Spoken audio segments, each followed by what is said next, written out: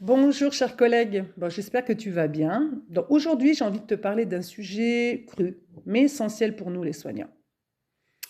Dans les hôpitaux, dans les EHPAD et beaucoup de structures de santé, on nous propose des formations de bien-être, comme la gestion du stress, la prévention du burn-out, la méditation, la sophrologie, voire même la qualité de vie au travail. Mais écoute-moi bien, elles ne règlent pas le problème de fond. La réalité du terrain ne change pas. Tu as plus de 50% des soignants qui présentent encore des signes d'épuisement ou de burn-out, malgré toutes ces formations. La pression, elle est partout.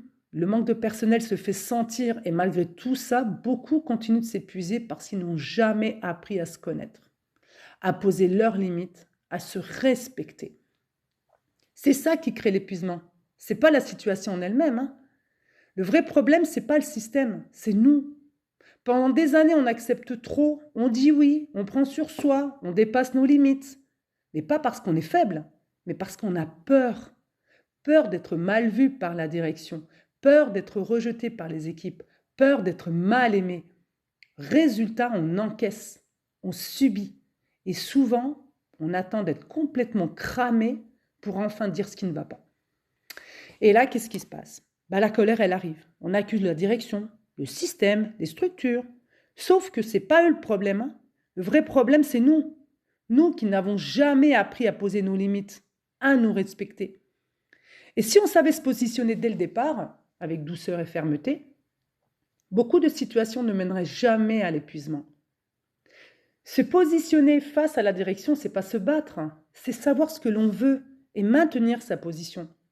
Même sous la pression, il ne faut jamais céder. Il faut toujours rester aligné, c'est la vraie force.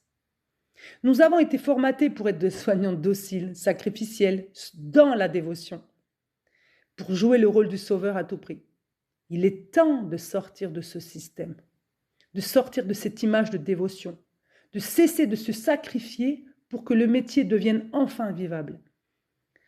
En tant que coach en santé pour les soignants, moi, je vous propose des coachings collectifs dans lesquels nous abordons des situations professionnelles réelles vécues sur le terrain, où j'accompagne les soignants à observer ce qui se passe en eux, à comprendre leurs émotions, leurs réactions et déterminer des actions concrètes pour continuer leur métier sans s'épuiser. Nous appellerons ça des analyses de situations professionnelles.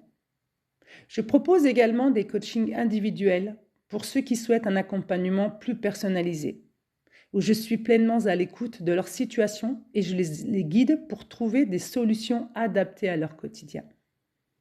Mon objectif, il est simple, c'est que chaque soignant puisse continuer son métier avec énergie et équilibre, qu'il se sente soutenu, compris et capable de se positionner avec clarté et sérénité face aux situations professionnelles. Parce qu'un soignant qui dépasse ses limites pendant des années finit par s'épuiser, c'est inévitable. Mais un soignant qui se connaît, qui se positionne et qui est accompagné peut continuer sans se détruire.